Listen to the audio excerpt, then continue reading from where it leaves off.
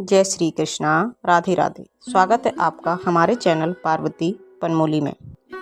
आज हम सुनेंगे श्राद्ध पक्ष की 9वीं तिथि पर सुने जाने वाले भागवत गीता के अध्याय 9 का पाठ। तो आइए सुनते हैं।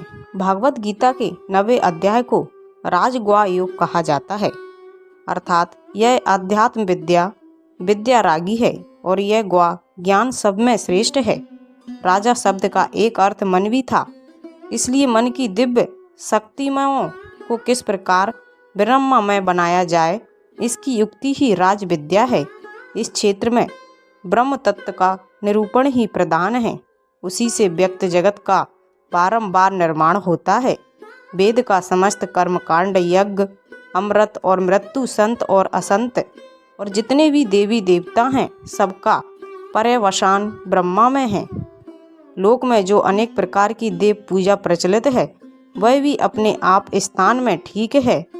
सवन में कि यह दृष्टि भागवत आचार्यों को मान्य थी। वस्तुतः यह उनकी बड़ी शक्ति थी। इसका सार यह है कि लोक में जितने देवता हैं, सब एक ही भगवान की विभूतियां हैं। उनके अनेकों रूप हैं।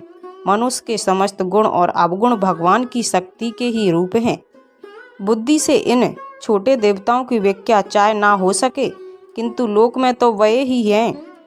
कोई पीपल को पूज रहा है, कोई पहाड़ को, कोई नदी या समुद्र को, कोई उनमें रहने वाली मछलियों कछुओं को। यूं कितने देवता हैं, इसका कोई अंत नहीं है। विश्व के इतिहास में देवताओं की यह भरमार सर्वत्र पाई जाती है। भागवतों ने इनकी सत्ता को स्वीकारते हुए सबको विष्णु का रूप मानकर समन्वय की एक नई दृष्टि प्रदान की है। इसी का नाम विभूति योग है, जो अध्याय 10 में बताया गया है। सत्य जीव बल युक्त अथवा चमत्कार युक्त है, वह सब भगवान का रूप है। इतना मान लेने से चित्त निर्विरोध स्थिति में पहुंच जाता है। एक बार कैलाशपति माता पार्वती से कहने लगे, पार्वती, अब मैं आपको आदरपूर्वक 9वें अध्याय का महत्तम का वर्णन करूंगा। तुम स्थिर मन से सुनो। नर्मदा के तट पर महेश्मती नाम की एक नगरी है। वहाँ माधव नाम के एक ब्राह्मण रहते थे, जो वेदांगों के तत्वक और समय समय पर आने वाले अतिथियों के प्रेमी थे। उन्होंने विद्या के द्वारा बहुत धन कमाकर एक महान यज्ञ का अनुष्ठान आरंभ किया। उस यज्ञ में बलि देने के लिए एक बकरा मंगवाया गया। जब उसके शरीर की पूजा हो गई, सबको आश्चर्य में डालते हुए उस बकरे ने हंसकर उच्च स्वर से कहा, ब्राह्मण, इन बहुत से यज्ञों द्वारा क्या लाभ है? इनका फल तो नष्ट हो जाने वाला तथा ये जन्म, जरा और मृत्यु के भी कारण हैं। यह सब करने पर भी मेरी जो वर्तमान दशा है, उसे देख लो। बकरे की यह अत्यंत कौतूहलजनक वचन को सुनकर यज्ञ मंडप में रहने वाले सभी बहुत ही विस्मित हुए। तब ये यज्ञमान ब्राह्मण हाथ जोड़कर नेत्रों में देखते हुए बकरे को प्रणाम करके आदर के साथ पूछने लगे। ब्राह्मण बोले, आप किस जाति के थे? आपका स्वभाव और आचरण कैसा था तथा किस कर्म से आपको बकरे की योनि प्राप्त हुई, यह सब मुझे बतलाइए।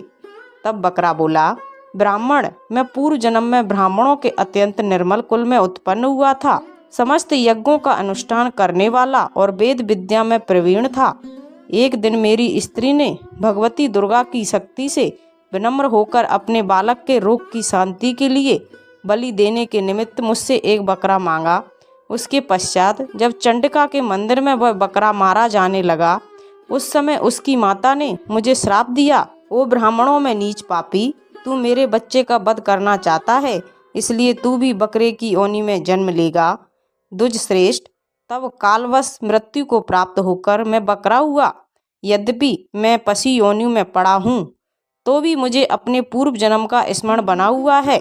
ब्राह्मण, यदि आपको सुनने की उत्कंठा हो तो मैं एक और भी आश्चर्य की बात बताता हूँ। कुरुक्षेत्र नामक एक नगर है, जो मोक्ष प्रदान करने वाला है। वहाँ चंद्र शर्मा नामक एक सूर्यवंशी राजा राज्य करते थे।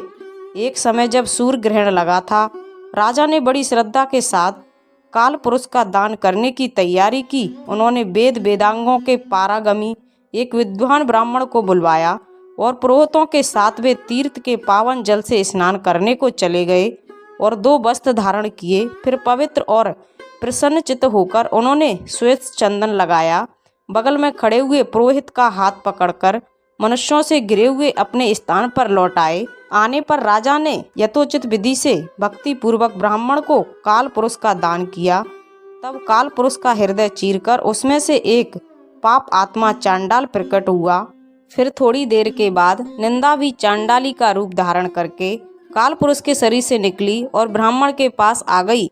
इस प्रकार चांडालों की वह जोड़ी आंखें लाल किए निकली और ब्राह्मण के शरीर में हठात प्रवेश करने लगी। ब्राह्मण मन ही मन गीता के 9वें अध्याय का जप करते थे और राजा चुपचाप यह सब कौतिक देखने लगे। ब्राह्मण के अंतःकरण में भगवान गोविंद शयन करते थे, वे उन्हीं का ध्यान करने लगे। ब्राह्मण ने जब गीता के 9वें अध्याय का जप करते हुए अपने भगवान का ध्यान किया, उस समय गीता के अक्षरों से प्रकट हुए विष्णु दूतों द्वारा पीड़ित होकर वे दोनों चांडाल भाग गए। उनका प्रयास निष्फल हो गया। इस प्रकार इस घटना को प्रत्यक्ष देखकर राजा के नेत्र आश्चर्यचकित से हो उठे। उन्होंने ब्राह्मण से पूछा, विप्र, इस भयंकर आपत्ति को आपने कैसे पार किया? आप किस मंत्र का जप तथा किस देवता का स्मरण कर रहे थे? वह पुरुष तथा स्त्री कौन थी?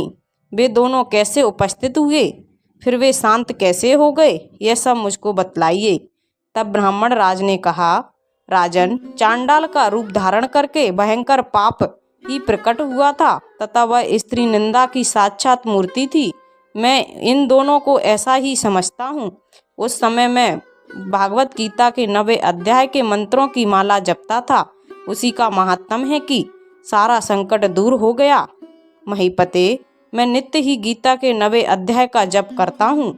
उसी के प्रभाव से ग्रह जनित आपत्तियों को पार हो सका हूँ। यह सुनकर राजा ने उसी ब्राह्मण से गीता के 9वें अध्याय का अभ्यास किया। फिर वे दोनों ही परम शांति मोक्ष को प्राप्त हो गए। यह कथा सुनकर ब्राह्मण ने बकरे को बंधन से मुक्त कर दिया और गीता के 9वें अध्याय के अभ्यास से परम गति को प्राप्त किया। तो ये थी श्राद्ध पक्ष, विशेषकर मात्र नवमी के दिन सुनी जाने वाले अध्याय 9 के पाठ की कथा। अगर आपको अच्छी लगे तो प्लीज़ चैनल को लाइक, शेयर एंड सब्सक्राइब कीजिए। साथ में बेल आइकन को ऑन कर लीजिए ताकि जब भी लेटेस्ट वीडियो अपलोड करें उसकी जानकारी सबसे पहले आपको मिल जाए। और कमेंट में जय श्री कृष्ण अवश्य लिखिए। Thank you.